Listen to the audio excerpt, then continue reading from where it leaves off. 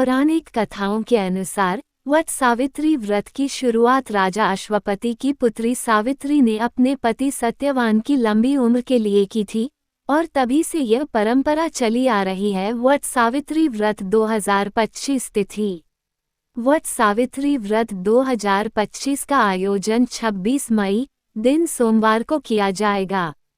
यह व्रत ज्येष्ठ माह की अमावस्या तिथि के दिन रखा जाता है, जिसकी शुरुआत 26 मई को दोपहर 12:11 से होगी और इसका समापन 27 मई को सुबह 8:31 पर होगा। इस दिन को विभिन्न नामों से जाना जाता है, जैसे कि बड़अमावस, बरगदाही और वट अमावस्या। वट सावित्री व्रत पूजा विधि। वट सावित्री व्रत के दिन महिलाएं ब्रह्म मुहूर्त में उठकर स्नान करती हैं और फिर सूर्य देवता को अर्घ्य अर्पित करती हैं। पूजा की शुरुआत वट वृक्ष के नीचे की जाती है, जहां महिलाएं श्रृंगार करके वट वृक्ष के चारों ओर 7 बार परिक्रमा करती हैं। इसके बाद धूप, दीप और पुष्प अर्पित करने के बाद वट सावित्री व्रत का पाठ किया जाता है। व्रती महिलाएं इस दिन अपने घर में प्रसाद तैयार करती हैं और मंदिर या जरूरतमंदों को दान करती हैं। वट सावित्री व्रत का महत्व। धार्मिक मान्यताओं के अनुसार वट सावित्री व्रत का पालन करने से वैवाहिक जीवन में सुख, समृद्धि और खुशहाली आती है। इस दिन की पूजा में विशेष रूप से वट वृक्ष की पूजा की जाती है, क्योंकि माना जाता है कि इस वृक्ष में भगवान ब्रह्मा, विष्णु और महेश तीनों का वास होता है। वट सावित्री व्रत करने से संतान सुख भी प्राप्त हो सकता है और पारिवारिक संबंध मजबूत होते हैं। वट सावित्री व्रत के फायदे। इस व्रत को विधि पूर्वक करने से जीवन में आ रही परेशानियों का समाधान हो सकता है और परिवार में खुशियों का आगमन होता है। इसके अलावा यह व्रत संतान प्राप्ति की इच्छा रखने वालों के लिए भी फलदायक होता है। तो मित्रों, हमारी यह कथा एवं जानकारियाँ कैसी लगी कमेंट में जरूर लिखें। पौराणिक कथा के अनुसार भद्र देश के एक राजा थे, जिनका नाम अश्वपति था। भद्र देश के राजा अश्वपति के कोई संतान न थी। उन्होंने संतान की प्राप्ति के लिए मंत्रोच्चारण के साथ प्रतिदिन 1 लाख आहुतियां दी। 18 वर्षों तक ये क्रम जारी रहा। इसके बाद सावित्री देवी ने प्रकट होकर वर दिया कि राजन, तुझे एक तेजस्वी कन्या पैदा होगी। सावित्री देवी की कृपा से जन्म लेने के कारण से कन्या का नाम सावित्री रखा गया। कन्या बड़ी होकर बेहद रूपवान हुई। योग्य वर न मिलने की वजह से सावित्री के पिता दुखी थे। उन्होंने कन्या को स्वयं वर तलाशने भेजा। सावित्री तपोवन में भटकने लगी। वहां साल्व देश के राजा द्युमत्सेन रहते थे, क्योंकि उनका राज्य किसी ने छीन लिया था।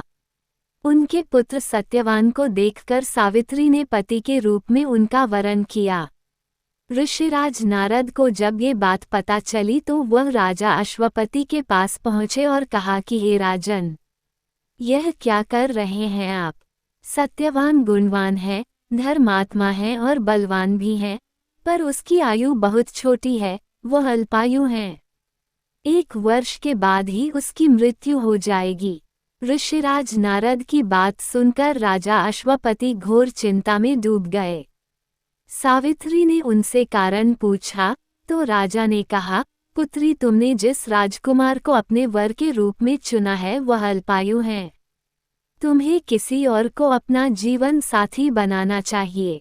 इस पर सावित्री ने कहा कि पिताजी, आर्य कन्याएं अपने पति का 1 बार ही वरण करती हैं, राजा 1 बार ही आज्ञा देता है और पंडित 1 बार ही प्रतिज्ञा करते हैं और कन्यादान भी 1 ही बार किया जाता है। सावित्री हठ करने लगी और बोली, मैं सत्यवान से ही विवाह करूंगी। राजा अश्वपति ने सावित्री का विवाह सत्यवान से कर दिया। सावित्री अपने ससुराल पहुंचते ही सास ससुर की सेवा करने लगी। समय बीतता चला गया। नारद मुनि ने सावित्री को पहले ही सत्यवान की मृत्यु के दिन के बारे में बता दिया था। वो दिन जैसे जैसे करीब आने लगा, सावित्री अधीर होने लगी। उन्होंने 3 दिन पहले से ही उपवास शुरू कर दिया। नारद मुनि द्वारा कथित निश्चित तिथि पर पितरों का पूजन किया। हर दिन की तरह सत्यवान उस दिन भी लकड़ी काटने जंगल चले गए, साथ में सावित्री भी गईं। जंगल में पहुंचकर सत्यवान लकड़ी काटने के लिए एक पेड़ पर चढ़ गए। तभी उसके सिर में तेज दर्द होने लगा। दर्द से व्याकुल सत्यवान पेड़ से नीचे उतर गए। सावित्री अपना भविष्य समझ गईं। सत्यवान के सिर को गोद में रखकर सावित्री सत्यवान का सिर सहलाने लगीं। तभी वहां यमराज आते दिखे। यमराज अपने साथ सत्यवान को ले जाने लगे। सावित्री भी उनके पीछे पीछे चल पड़ी। यमराज ने सावित्री को समझाने की कोशिश की कि यही विधि का विधान है, लेकिन सावित्री नहीं मानी। सावित्री की निष्ठा और पतिपरायणता को देखकर यमराज ने सावित्री से कहा कि हे देवी, तुम धन्य हो, तुम मुझसे कोई भी वरदान मांगो। तब पहला वरदान में सावित्री ने कहा कि मेरे सास ससुर वनवासी और अंधे हैं, उन्हें आप दिव्य ज्योति प्रदान करें। यमराज ने कहा ऐसा ही होगा, जाओ अब लौट जाओ। लेकिन सावित्री अपने पति सत्यवान के पीछे पीछे चलती रहीं। यमराज ने कहा देवी तुम वापस जाओ। सावित्री ने कहा भगवान, मुझे अपने पतिदेव के पीछे पीछे चलने में कोई परेशानी नहीं है, पति के पीछे चलना मेरा कर्तव्य है। ये सुनकर उन्होंने फिर से उसे एक और वर मांगने के लिए कहा।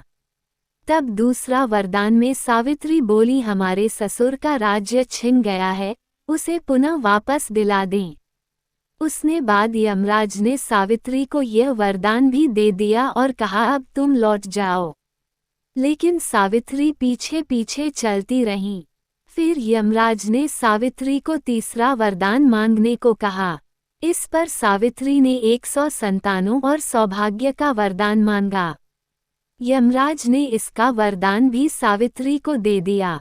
तब सावित्री ने यमराज से कहा कि प्रभु, मैं एक पतिव्रता पत्नी हूँ और आपने मुझे पुत्रवती होने का आशीर्वाद दिया है। ये सुनकर यमराज को सत्यवान के प्राण छोड़ने पड़े। यमराज अंतर्ध्यान हो गए और सावित्री उसी वट वृक्ष के पास आ गई जहाँ उसके पति का मृत शरीर पड़ा था।